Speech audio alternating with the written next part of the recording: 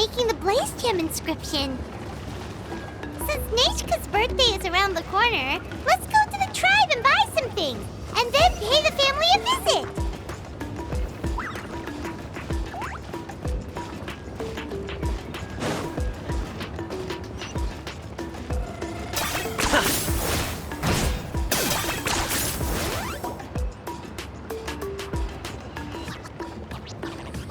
Xilonen, good thing you're here.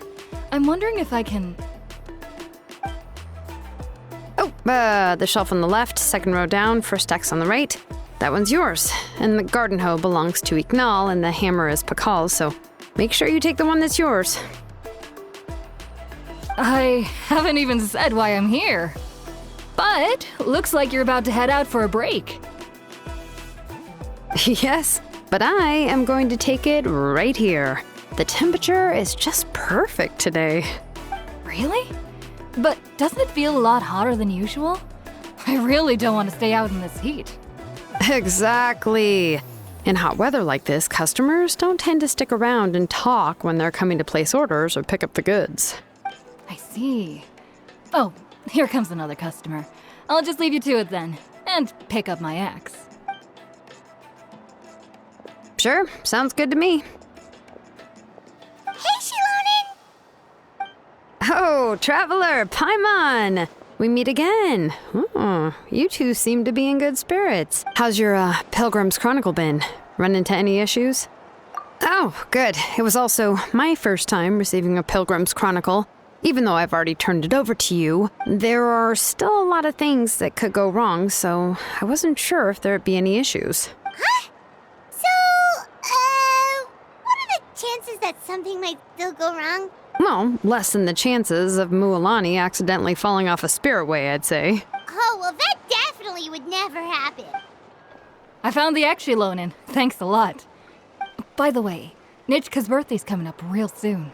Are you planning to visit her? I've prepared a gift, and was just getting ready to take it to her.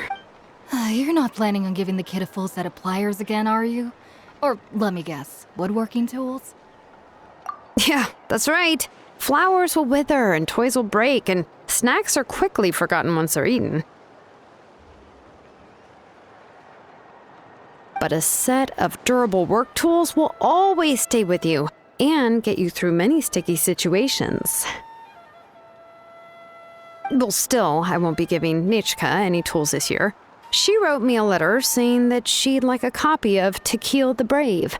The book is not what you call a bestseller, but luckily, I have a few copies in my collection. They were really old editions that were published a long time ago, but they should still be readable. Children her age love fairy tales. The last time I was at Tasoli's, I even brought Nechka... Wait. What did I bring her again? Oh, it is quite hot today. Seems you're about to pass out from the heat. Do you even remember your own name? My memory can't be this bad. It's just these last few days.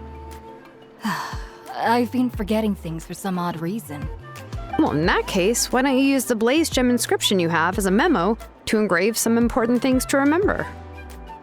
After all, that inscription will never wear out, and it's easy to carry. I'd say that's quite a fitting use for it. You do have a point, but my inscription is almost already full. No, I engraved some wishes on my Blaze Gem inscription. You know, just some dreams that I have for the future and things I'd like to accomplish one day. Even though Tasoli has said that from an aesthetic point of view, it would be best for people to keep their inscription short, this Blaze Gem inscription was still made by a name engraver, the forger of ancient names themselves. Everyone thinks that the inscription she made might have some wondrous powers. So, many people who bought Blaze Gem inscriptions engraved their wishes and dreams on them, in hopes that they would come true. Sounds kinda like a wish granter. But if you do that, won't everyone be able to see your wishes and dreams? Don't worry. We usually ask Tasoli to add the inscriptions for us. She has a unique method of engraving. With her method, the light must be at a certain angle in order to see the text. Without the right angle of lighting, the blaze gem inscription will just look like a pretty stone. That's true. In the end, a blaze gem inscription is essentially just a piece of rock. It doesn't have the power to grant people's wishes. Making wishes to it is like shouting into an echoing valley. The only one who will answer is yourself.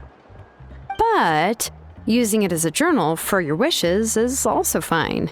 Carrying them with you and taking a look from time to time can be a good source of encouragement. Well, as long as you don't suddenly change your mind and want to take your wishes back, that is. These things are extremely durable. It would take a lot of effort to change the words, and I don't think anyone would willingly part with it either. They're not cheap and very hard to get. If you ever lost it, you'd just be filled with regret. Still, it's really strange. Given Auntie's skill, how could it take so long for her to make one? Oh, well, I hope someone didn't give her an idea of making fewer and selling for more.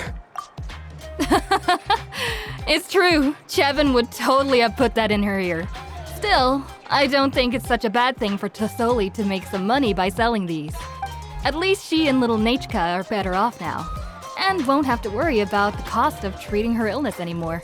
I was really worried about their family at first, and was even planning to send them some... Huh? What was I planning to send to Nachka again?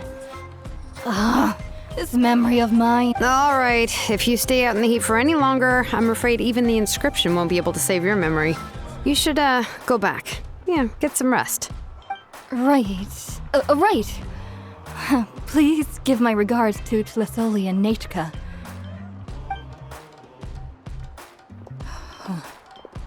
What's going on? Maybe I should go talk to Ernly to get some medicine. So you'll be going to Nachka's birthday party too, Xilonen? Oh, perfect! Then let's go together! Oh, yeah, sure, but I didn't expect you to know Tlesoli too. She hasn't been coming to the tribe much lately, so how did you get a chance to talk with her?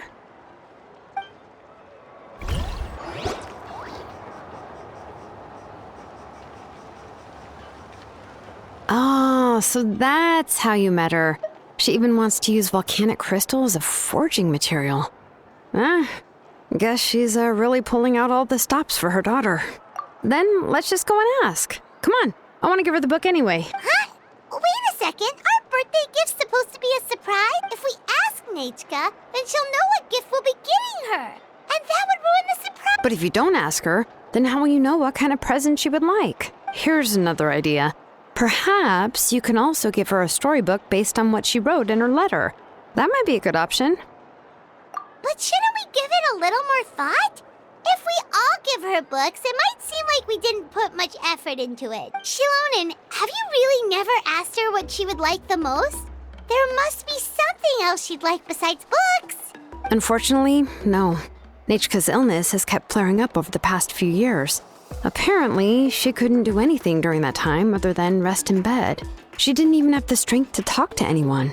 It wasn't until recently that she started to recover from her illness and regained strength to write letters to others. Anyway, there's no need to overthink it. Worst case scenario, I can split the book into 2 volumes and we can each give her one. Yeah, even though it would ruin the surprise, we could at least get her something that would make her happy. Anyway, could you tell us a bit more about the book that you're getting her? Is it really that unpopular? Well, it's a little difficult to explain. You see, there are actually 2 versions of To Kill the Brave. The premise of the book is pretty straightforward. It's basically about a set of twin brothers working to defeat a demon lord.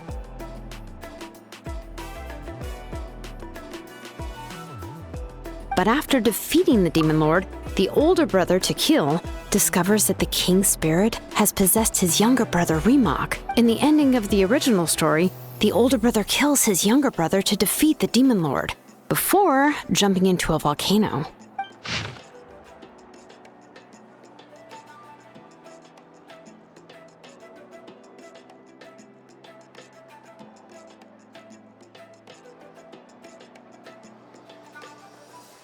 I remember there was one line that was super popular at the time. If I still remember right, After being possessed by the goddess Coatlicue, Remox said, "I do not wish to see your blood be reduced to ash, but I have seen the light of your heart and spirit. Remember my name, brother. As long as you remember me, I will never have left." The other version was released only recently. The author heard a suggestion from someone and suddenly decided to try and make a stake in the fairy tale market, so the story was revised. In the revised version, the brothers killed the demon lord together and both survived. According to the author, this gave the story a happy ever after kind of ending. However, the revised version was not well received. After a month on the market, it had hardly sold any copies and the books were collecting dust on the store shelves. The store owners desperately tried to get rid of the book and have resorted to all sorts of promotions and discounts to sell it. Even now, the only edition of To Kill the Brave you can find in the market is the newer one, whereas the older edition is nearly impossible to find. Anyway, I couldn't bring myself to give such a poorly rated book to Nachka, so I spent a few days looking and managed to find a few copies of the old edition in a warehouse. I picked out a copy that looked relatively new and wrapped it up as a present for Nachka. If you're interested, I can give you this extra copy to read. The pages are pretty old though, so please be gentle with it. Oh, and here's a copy of the newer edition too. They gave me a free copy when I went to buy some chocowaddle. So that's how they're trying to sell off the book. Could it really be that bad? Even Paimon's curious now. Okay, but you'll have to carry Paimon for a while. Once Paimon's done reading it herself, she'll read it out for you. Let's get going. Celestoli lives pretty far from the tribe, so it'll take us some time to get there.